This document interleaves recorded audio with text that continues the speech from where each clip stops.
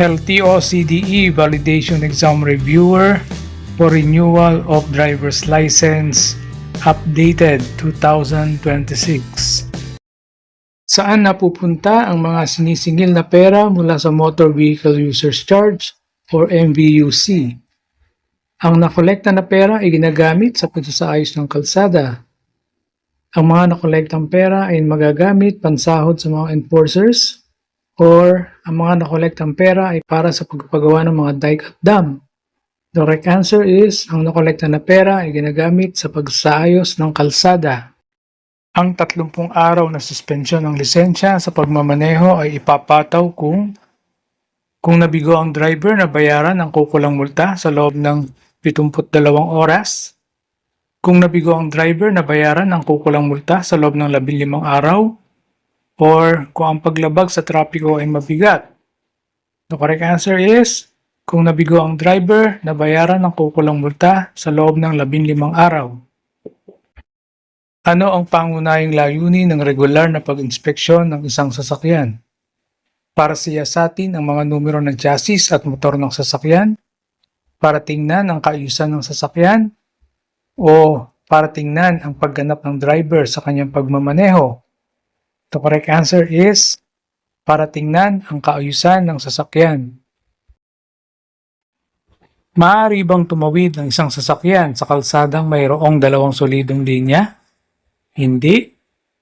Oo. Oo kung ang driver ay hindi nakaliko.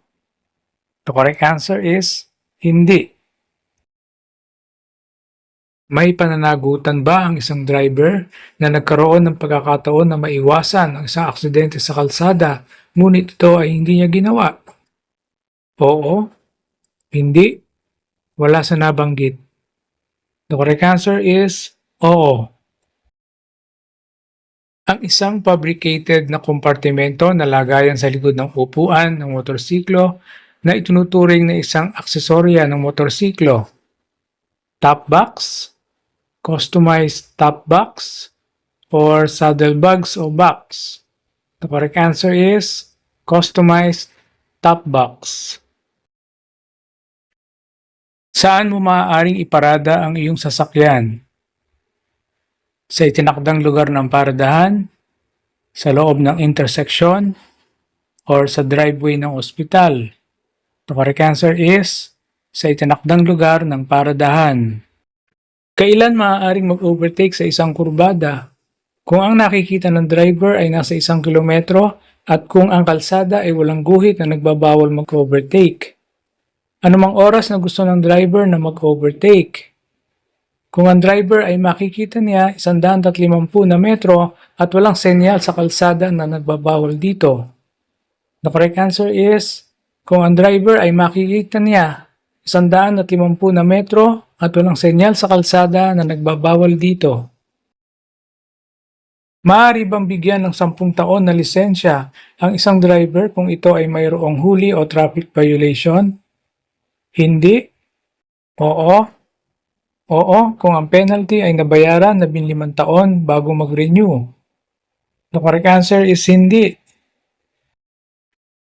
Kailan mo maaaring ipahiram ang iyong lisensya sa pagmamaneho? Sa oras ng emergency? Kailanman ay hindi pinahintulutan? Or sa mga taong nag-aaral magmaneho?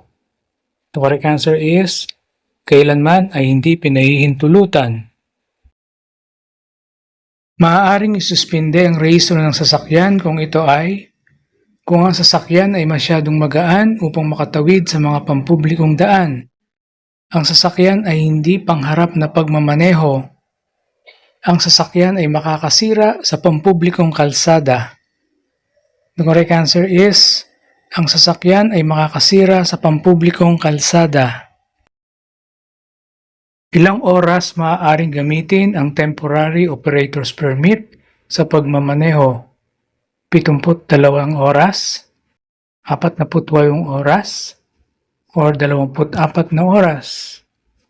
The correct answer is 72 oras. Ilang taon ang maaaring ibigay na lisensya sa isang driver na walang traffic violation? 5 taon na lisensya, 10 taon na lisensya or 15 taon na lisensya?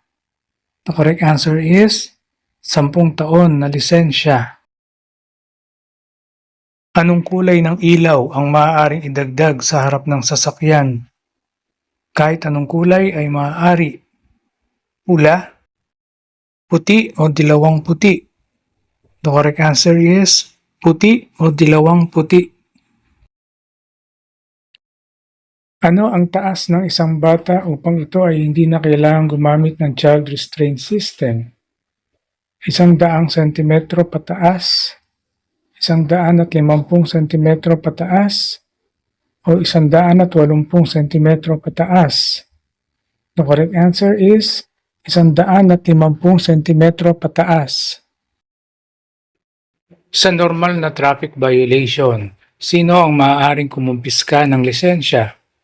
Ang mga ahente o enforcer lamang na itinalaga ng LTO? Kahit sino, basta ang paglabag ay nakapaloob sa RA number 4136. Or kahit sino, basta ang enforcer ay permanenteng empleyado ng gobyerno. The correct answer is, ang mga ahente o enforcer lamang na itinalaga ng LTO.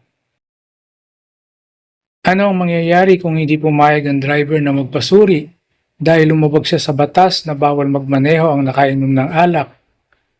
Pagkaalis ng rehistro ng sasakyan, pagkumpiska sa lisensya at automatic na revokasyon, o pagsuspindi sa lisensya sa loob ng 2 taon? The correct answer is pagkumpiska sa lisensya at automatic na revokasyon. Ilang taon ang maaaring ibigay na lisensya sa isang driver na mayroong traffic violation? 10 taon na lisensya, 5 taon na lisensya, o 3 taon na lisensya? The correct answer is 5 taon na lisensya. Ano ang dapat gawin ng isang driver pagkatapos niya mag-overtake sa isang sasakyan? Manatiling magmaneho sa nasabing lane, bumalik sa original na lane ng maingat, or tumingin sa mata ng driver? The correct answer is bumalik sa original na lane ng maingat. Ano ang dapat gawin ng isang law enforcer kung makumpiska ang isang motorsiklo? Gamitin ang motorsiklo pansamantala, isurrender ang motorsiklo sa autoridad, or dalhin ang motorsiklo sa pinakamalapit na impounding area? The correct answer is dalhin ang motorsiklo sa pinakamalapit na impounding area. Sino ang may pananagutan kung ang isang motorsiklo ay ginamit sa krimen? May-ari, driver, backrider, driver lamang, o driver at sakay nito? The correct answer is may-ari, driver, at backrider. Saan dapat ilagay ang plaka ng isang sasakyan? Isa sa harap at isa sa likod ng sasakyan, dalawa sa harap, or isa sa harap na windshield at isa sa likurang salamin? The correct answer is isa sa harap at isa sa likod ng sasakyan. Alin sa mga sumusunod na pahayag ang totoo? Ang isang may hawak ng DL na may otoridad na magmaneho ng manual transmission ay hindi pinapayagan na magmaneho ng mga sasakyan na automatic transmission. Ang driver na may hawak na lisensya para sa automatic na sasakyan ay pwedeng magmaneho ng sasakyang manual. O ang driver na may hawak na lisensya para sa manual transmission ay maaaring magmaneho ng may automatic na transmission. The correct answer is, ang driver na may hawak ng lisensya para sa manual transmission ay maaaring magmaneho ng may automatic na transmission. Kailan mo kailangan dapat gamitin ang seatbelt? Kung magmamaneho sa malalaking pampublikong daan, kung nagmamaneho ng 10 km per ora pataas, o bago umabante? The correct answer is bago umabante. Ang iyong lisensya ay nag-expired na. Pinapahintulutan ka pa bang magmaneho sa pinakamalapit na LTO upang i-renew ang iyong lisensya? Oo, basta sumunod ka sa batas trapiko. Hindi. Oo, basta dumiretso ka sa pinakamalapit na tanggapan ng LTO at huwag ihinto sa daan. The correct answer is hindi. Sino ang disakop sa ilalim ng Republic Act No. 10666 o Children's Safety on Motorcycle Act? Mga batang papasok sa paaralan, mga batang nangangailangan ng agarang atensyong medikal, o lahat ng nabanggit? The correct answer is mga batang nangangailangan ng agarang atensyong medikal. Maaari ka bang magmaneho ng motorsiklo kung ang iyong lisensya ay may DL Code B? Oo. Hindi, maliban kung pinahintulutan ng traffic enforcer. Hindi. The correct answer is hindi. Anong klaseng helmet ang dapat gamitin ng rider ng motorsiklo? Standard motorcycle helmet na sumunod sa regulasyon ng DTI, standard motorcycle helmet na sumunod sa panuntunan ng DENR, o standard motorcycle helmet na naaayon sa panuntunan ng DTI. The correct answer is standard motorcycle helmet na naaayon sa panuntunan ng DTI.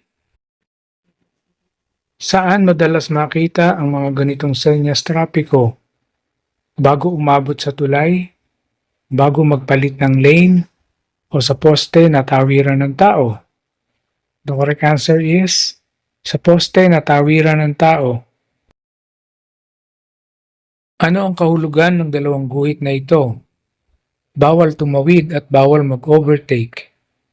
Maaaring mag-overtake kung ligtas. Maaaring mag-overtake anumang oras. The correct answer is bawal tumawid at bawal mag-overtake. Ano ang dapat mong gawin paglapit sa kumikislap na dilaw na ilaw trapiko? Magpatuloy ng may pag-iingat, magpatuloy sa pinapayagang maksimum na bilis, o huminto at humingi ng tulong? The correct answer is magpatuloy ng may pag-iingat. Sinong mga driver ang hindi na kailangan pang gumamit ng seatbelt? Driver ng bus, driver ng motorsiklo o tricycle, driver ng SUV? The correct answer is driver ng motorsiklo o tricycle. Ano ang tamang edad upang magkaroon ng lisensya? 16 na taon, 17 taon, o 20 taon? The correct answer is 17 taon. Saan dapat ilagay o ikabit ang plaka ng motorsiklo? Sa tangke ng gasolina ng motorsiklo? Sa likuran ng motorsiklo? O sa takip ng tangke ng motorsiklo? The correct answer is sa likuran ng motorsiklo. Ano ang dapat gawin ng isang driver habang siya ay nagmamaneho sa pampublikong kalsada? Sagutin ang mga tanong ng mga pasahero ng maligalig, sundin ang speed limit at tamang oras ng biyahe, pagsagot sa tawag sa pamamagitan ng pag-text para makaiwas sa sakuna sa kalsada. The correct answer is sundin ang speed limit at tamang oras ng biyahe. Saan mo maaaring ireklamo o i-contest ang pagkakahuli sa iyo? Sa tanggapan ng adjudikasyon, sa kalsada bago umalis ang enforcer, o sa aninman tanggapan ng adjudikasyon? The correct answer is sa tanggapan ng adjudikasyon. Ano ang dapat na kulay ng ilaw ng preno? Puti, kumikinang na pula, o dilaw? The correct answer is kumikinang na pula.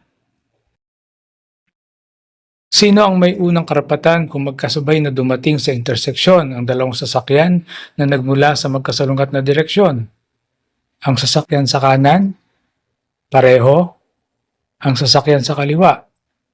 The correct answer is ang sasakyan sa kanan. Saang lugar hindi maaaring pumarada ang isang sasakyan? Sa mga pook pahingahan sa expressway, bangketa, o loteng paradahan? The correct answer is bangketa. Ano ang una mong dapat gawin kung ikaw ay nakaranas ng tire blowout? Huwag tapakan ng preno at mag-focus sa manibela. Agad na tapakan ng brakes upang maiwasan ang pagbangga sa mga sasakyan na nasa iyong harapan. Patayin ang makina. The correct answer is, huwag tapakan ng preno at mag-focus sa manibela. Maaari bang gamitin sa pampublikong daan ang motorsiklo kung ito ay wala pang rehistro? Hindi. Oo. Oo, kung ang pagbiyahe ay may pahintulot ang dealer nito. Ang correct answer is hindi. Anong mga sasakyan ang nasa sakop ng Motor Vehicle Usage Charge or MVUC? Lahat ng mga sasakyan na nakarehistro sa DPWH at LTO. Lahat ng mga sasakyang nakarehistro sa LTO. Or lahat ng mga sasakyan tumatakbo sa mga pribadong kakalsadahan. The correct answer is lahat ng mga sasakyang nakarehistro sa LTO.